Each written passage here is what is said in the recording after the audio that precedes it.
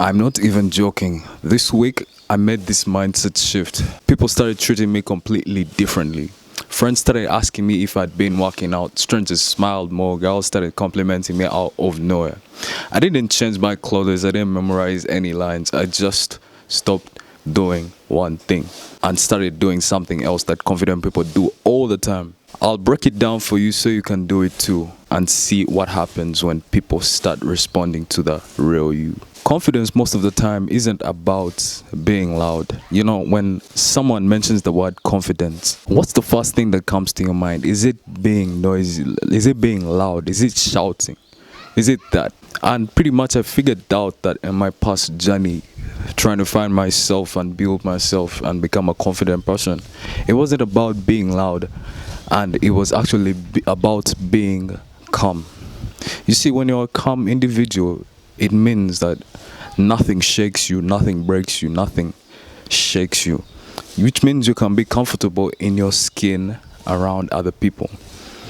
So when I'm in a situation where I need my confidence and I'm really struggling to find a way to become confident, I just know that I'm at that moment, I'm not being calm, I'm not in the present moment, which confidence is literally being in the present moment. It's being 100% in the present moment and being calm and collected. When you break down the meaning of confidence, when you search in your dictionary, the meaning of confidence, it brings out calm. It means calm. It means being okay with yourself, being okay in your own skin, and being collected. So the most confident people tend not to be the ones that shout a lot, making noise and calling people names. No. It's the people that are calm. They don't need to talk. They know when they need to talk, and they know when they don't need to talk and shut up. And you can be an introvert and confident, and you can be an extrovert and confident as well. So, on my research and finding out what confident really means, I was trying to figure out what it actually means. And because we are in an age where information is changed and things are twitched a little bit to form different meanings, you make your own research and find the actual deep meaning of the word confident. So I did my research, I read, I studied. Like Luke Burma says, I studied. Alright, so yeah, guys, do your own research, find out what confident actually means. People think that confidence is shouting, doing the most. Like, for example, you reach a party and then there's that one guy that's shouting, talking to everyone, and he's yapping, he's doing all that talking and all that. No, that could be confident, and it could also be a form of escape for someone. You know, for people that actually have control over their social skills, they know that they have the power to change the way they behave in certain areas. But then if you really dig deep down into how they actually feel, they're actually struggling with very many things. They're actually dealing with quite a number of things. And for you to be different, for you to stand out as a confident person, you need to be unshakable. You need to be stoic. The true meaning of stoic is disciplined and stoic. You need to be stoic, disciplined, and very unshakable. So confidence is being put in a scenario where you tend to shake. You know, shit tests. I have a boyfriend. Things like that. They shake you. They tend to make you shake.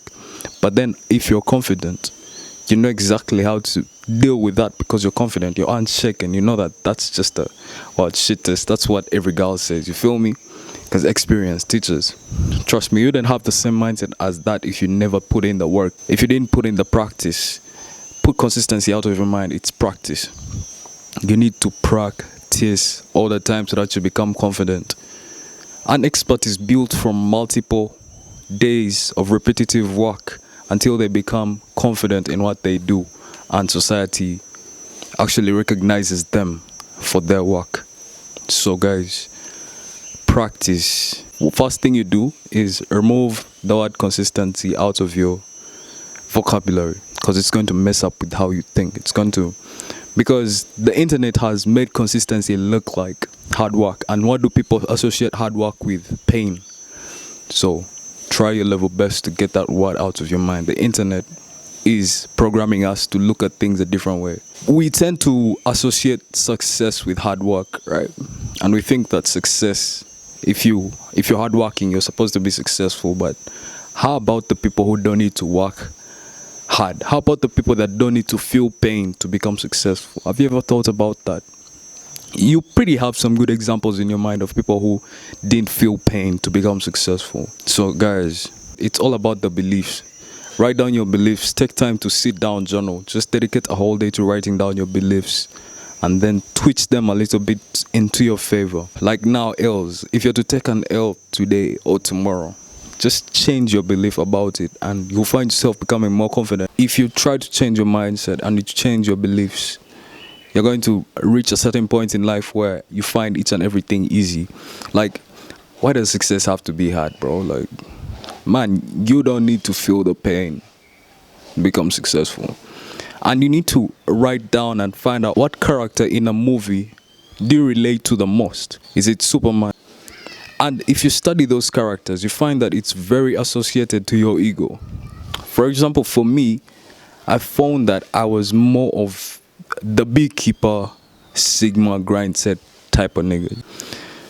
So it's this nigga that had to go through pain, had to go through each and everything through pain, because the story was like this. So the beekeeper is this guy that's just staying at an old lady's house, and while he's staying at the old lady's house, the old lady is literally taking care of him, giving him food and stuff, while he stays in the backyard in some sort of store where he was storing honey, because he was rearing bees in Stilhan land. So pretty much he was like a retired military guy. So he decided that he's gonna stay with this lady and he's gonna be providing honey value, pretty much he's a very good example of a person that wants to change his life. It's just about providing value. He was able to provide value, and then he managed to attain what he wanted. While he was staying there, this lady had she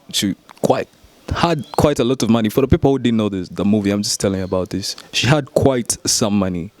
So now, while she was one day on her PC doing some work and stuff, she received a call from some scammers, and they scammed her. They took all her cash, zero, like all her net worth, back down to zero. She got so traumatized and decided to kill herself. So she killed herself because she was scammed by some scammers. So now when this guy, the beekeeper, got to find out about this, he changed. He became so angry. He just made a phone call to one of his old colleagues and got to track the people that did this. And boom, he started killing each one by one, until he actually went to the president. And in that movie, the president was the owner of the company. So he had to reach the president and wanted to kill the president, but just left us. So I tend to associate myself a lot with that character, and it's something to do with the ego. You should know that for sure. If you really study these characters really deep, and then you associate them with yourself, you can actually get to find out what's actually leaving you behind. Like for me, I found out that I have this belief that there is no success without pain.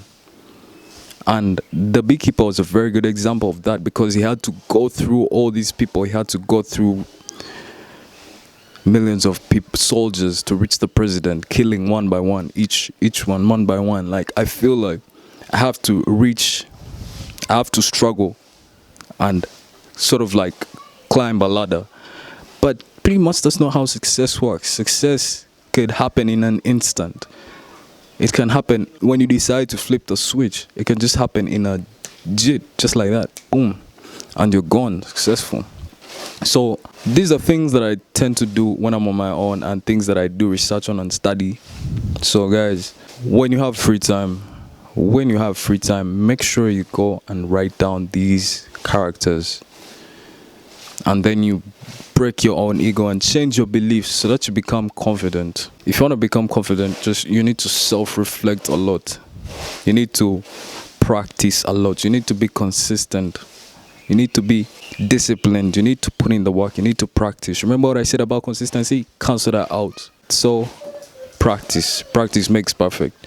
Go out, put in the reps, get the experience, and become an expert. Just become an expert. How many hours does it take for someone to become an expert? It takes 10,000 hours for someone to become an expert. The more time you take while doing something, the more experience you collect, and the more failures you get, helping you learn and become an expert. Put yourself in uncomfortable situations, those things that you feel like, no, I can't do this. Oh my God, man, what are people gonna think about me?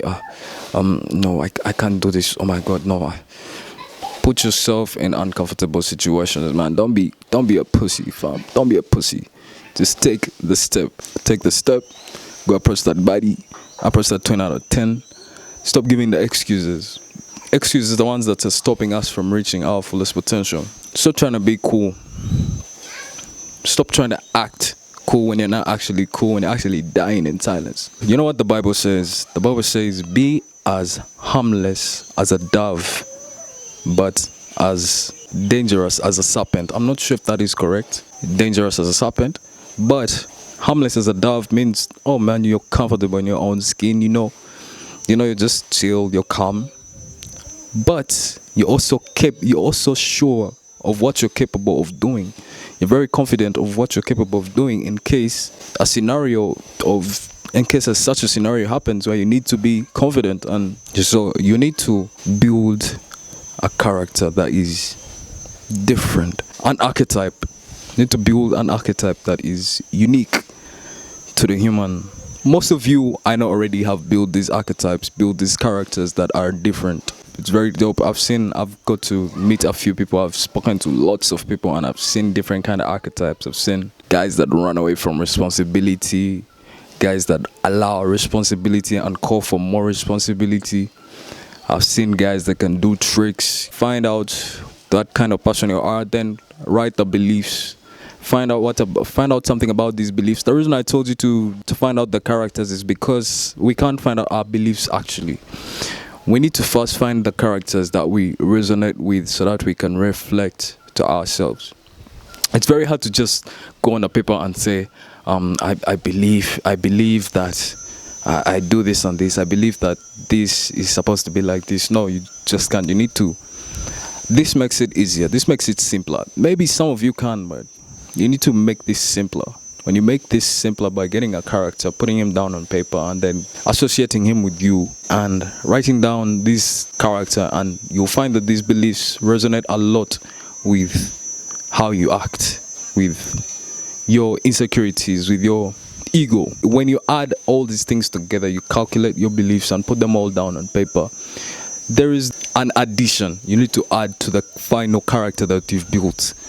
And this trait is being retarded. You need to become retarded. You need to not care. Confidence is being retarded. The biggest retards are the most confident. Trust me, they just don't care. They're like, whatever.